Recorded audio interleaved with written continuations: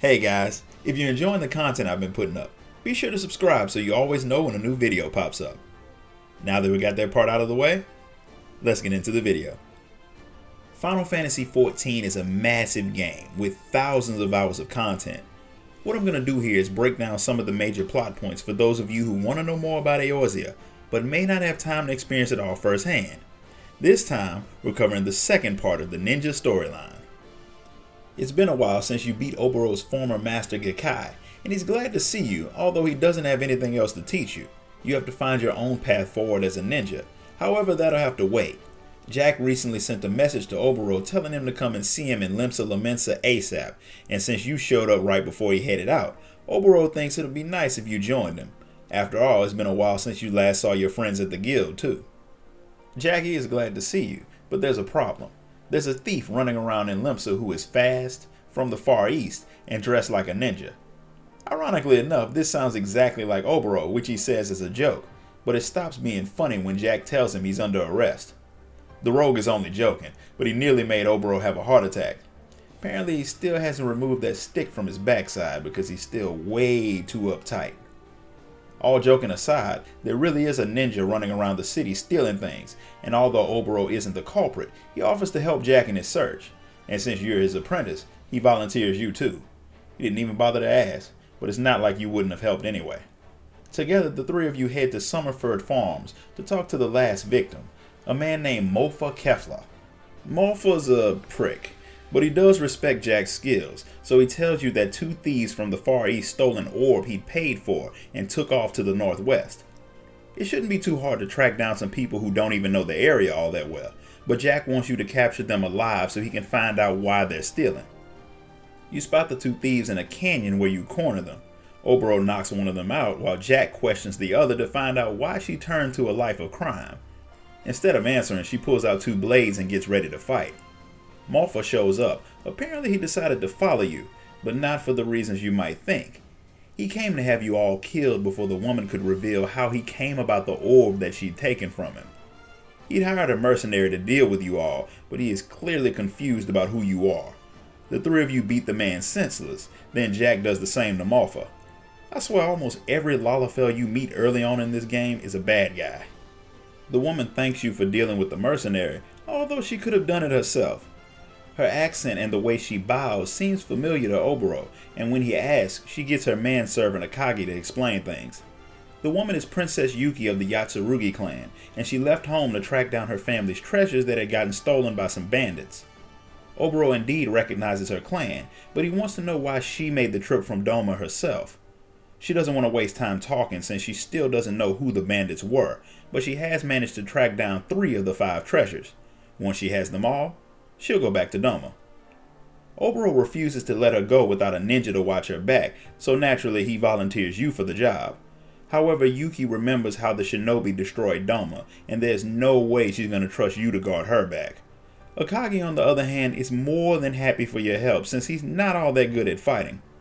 Oberon lets him know to send word to his base if he needs anything, and Akagi heads off to catch up to Yuki. Meanwhile, Jack plans on doing a bit of work to find out who stole Yuki's property in the first place. It doesn't take long for Akagi to call on you for help. The princess has decided to sneak into a bandit group's base, and he wants you to come and save her. In the meantime, he's stalling her by Memorune's trading post till you get there. He won't be able to stall her for long, so you and Oberon race off as fast as you can. You get there before she leaves, and as you should have expected, she's not happy that Akagi delayed her so you could show up. She wants to send you away, but Akagi is more than willing to face Yuki's wrath if it means she stays alive long enough to yell at him, so he lets you know what's going on. Some rumors have been going around the black market saying that items that sound like the ones stolen from Yuki have shown up. Sifting through all of the rumors and checking them out one at a time is time consuming, but they heard that some pirates called the Salt Hounds keep records of the black markets and what they have for sale, which would be useful in their search for their lost treasures, so the princess plans on sneaking in their camp alone and stealing it, which she proves by sneaking off while you're all talking. While she doesn't want your help, Oberon doesn't mind helping her from the shadows by clearing a few guards out of her path. Akagi isn't a fighter despite carrying a giant axe, but he's willing to help too. However, the princess's skills are nothing to laugh at, and by the time you take down some of the guards, she's already gotten the papers and read through them. The other two treasures are mentioned in the papers. One of them was sold, but Yuki thinks she can track down the buyer. The other treasure, a dagger, is getting ready to be put up for auction. Akagi didn't realize just how strong the princess was, but Oboro already knew. Yuki is so skilled at ninjutsu that her own teachers couldn't even keep up with her, which is why she claims she doesn't need your help. However, Akagi is still not so sure, and even though this mission went well, he still plans on calling you for the next one. It doesn't take long for him to send a note to the base saying he needs you to meet him immediately. He's hysterical when you get to him because Princess Yuki found out who bought her clan's jewel and ran off to get it without him. To make matters worse, despite her skills, the guards caught sight of her and now they're looking for her, which means she can't escape with her prize. And since it's your mission to keep her alive, you have to find a way to distract the guards. Oboro has an idea on how you can make that happen. Since the guards think Yuki's ninjutsu is magic, that means they don't know how it works. So you can throw a few light ninjutsus which they will mistake for hers, and you can draw them down to the south so she can escape. Once you're done, you can meet them all at the Salt Strand. The plan actually works on some of the guards, but when you arrive at the Salt Strand, a group of guards are waiting for you. They thought you were the princess because they didn't think Yuki had the money to hire bodyguards. Their mysterious leader of the group, a guy called Redway, is after money, so normally he wouldn't bother with you, but seeing the way you look at him reminds him of Karasu and Gekkai. Apparently they thought this guy was unworthy of being a shinobi since he wasn't from Doma. He's a little bit salty about it. Because of your condescending look, he decides to torture you until you tell him where Yuki is. I mean, if that's the excuse he wants to use, that's fine, but I'm pretty sure he was planning on doing that even if you had smiled and batted your eyelashes at him. You dispatch his lackeys pretty easily, but Redway is far from a slouch in battle. Fortunately, Oboro finally arrives and joins in, causing Redway to use a technique that Karasu had used on you before. When he sees Oboro, he recognizes him as the one who fought against Gekkai, and seeing him lets Redway know who you are. Realizing that he can't beat the two of you at once, he decides to run away. Oboro has no idea who the man was, but after Gekkai's death, the Empire disbanded his group of Imperial Shinobi, so Redway could be one of those who got hired as a mercenary. But the two of you can figure that out later. First, you have to make sure Yuki is safe. When you meet up with her, she is adamant about the fact that she could have escaped on her own, but your interference doesn't matter since she got the Jade Jewel. Now all that's left is finding her clan's dagger, and she doesn't want you to interfere. Of course, Akage says he's going to call on you again as soon as Yuki puts herself in danger. Oboro does warn him about Redway, and despite how she may act, both he and Akage think the princess is starting to like you, which is not what I got from their interactions, but okay. The next bit of news you get turns out to be pretty good. Jack's rogues have figured out who's been selling the Yatsurugi clan's treasures. Oboro sent you to go and find out what he's learned, while he waits for Yuki and Asagi who are coming to your base. Oboro sent a letter telling her that he has information on the bandits, and for that, she's willing to talk to him. After doing a bit of threatening with the dagger, Jack got Mofa Kefla to talk. Yuki's dagger is being sold at an auction by a group of pirates called the True Hounds. Since they are stealing from the Far East, which is technically Garlean territory, they aren't breaking the code, except for the fact that Yuki's homeland isn't Garlean controlled. However, the guild can't officially get involved because there's no proof that they aren't actually stealing from the Empire. Jack has a black marketeer doing his investigating in an unofficial capacity. The guy's good, but he's a little weird, so Jack gives you his payment and sends you off to see him. Just like the last guy, he has you fight his bodyguards before he's even willing to talk to you, but he does indeed have some good information. The True Hounds are pirates who work under a captain named Rosalind, and they are former members of the Salt Hounds who refuse to leave the sea even after the calamity. They all use the drug Pluto to enhance their strength, and they are feared all across the land because of how vicious they are.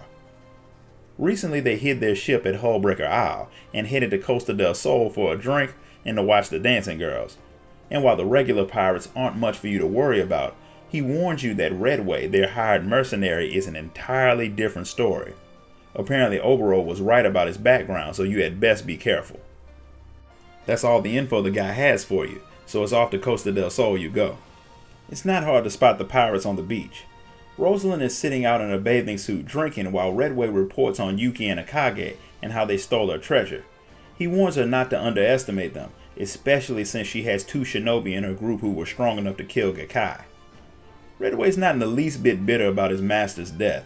He hated Gakkai and Karasu since they treated him like crap since he wasn't from their village. Which is good, because Rosalind would not have been happy if he tried to get personal vengeance while on her time clock. He does want to kill Oboro, but not for revenge. He just wants to prove that he is better than all of the Doman shinobi. Rosalind doesn't really care. As long as he captures Yuki alive, he can do whatever he wants with the shinobi.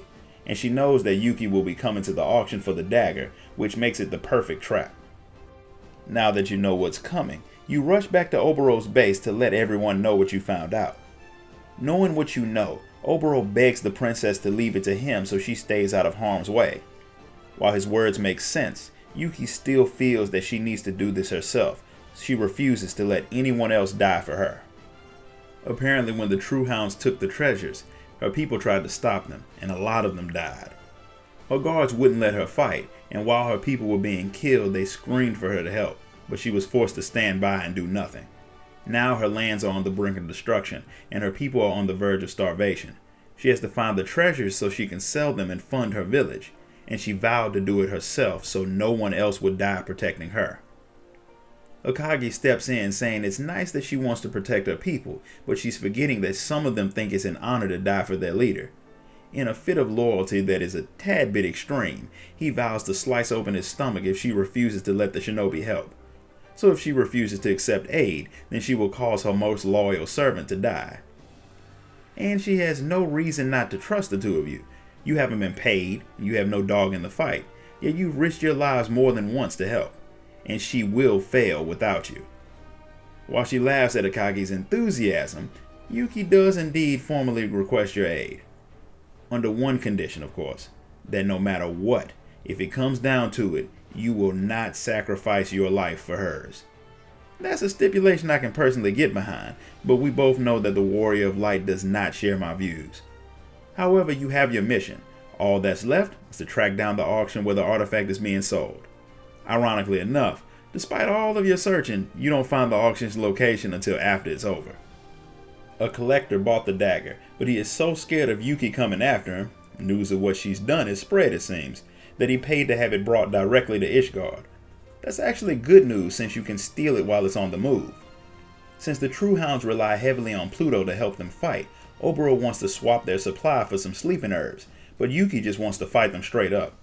How has this woman even survived this long thinking it's a good idea to attack an entire pirate crew head on? The True Hounds' base is located in Lenosha, and they get their supplies from Lemsa. Oboro wants to split up to deal with the situation faster. He and Akagi will look for the True Hound supply, while you and Yuki go to Hawker's Alley and get the lavender incense that will work as a knockout gas. The princess even complains about you coming to help her do that, despite the fact that she seemed to forget that you have to have money to buy things. According to her, she just forgot her purse, an excuse that people tend to use to hide the fact that they're broke. But you have what you need now, so it's time to meet up with Oboro and Akagi. But Yuki hears some familiar voices and looks around to see that some of her people followed her to Eorzea and are looking for her. She has no intention of letting them see her, but of course Akagi and Oboro show up at just that moment with Akagi loudly calling her name. She calls him an idiot and runs off without explaining anything, and he follows her.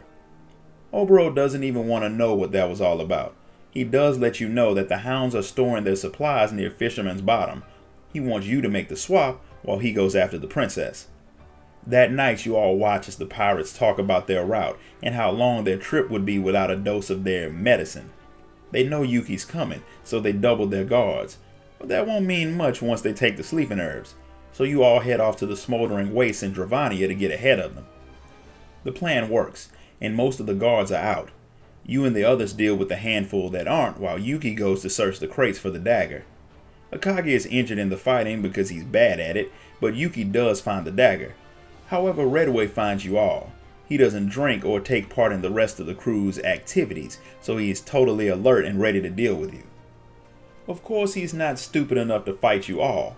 Instead, he's captured Yuki's vassals, and if she doesn't turn herself in with the stolen treasures, he'll kill them. A smart leader would have diced Redway up and left him for dragon food, but Yuki surrenders. Redway warns Oboro that if he tries anything, he'll kill all of the prisoners, starting with Yuki. Akagi protests, but he's too injured to even try and stop her. Oboro understands why she went willingly, and whether he agreed with it or not, she was in charge and he had to follow her orders. The last order she gave before she let Redway lead her away was to tend to Akagi's wounds, so you take him back to your base to fix him up. Once he's better, Oboro fully intends to rescue Yuki.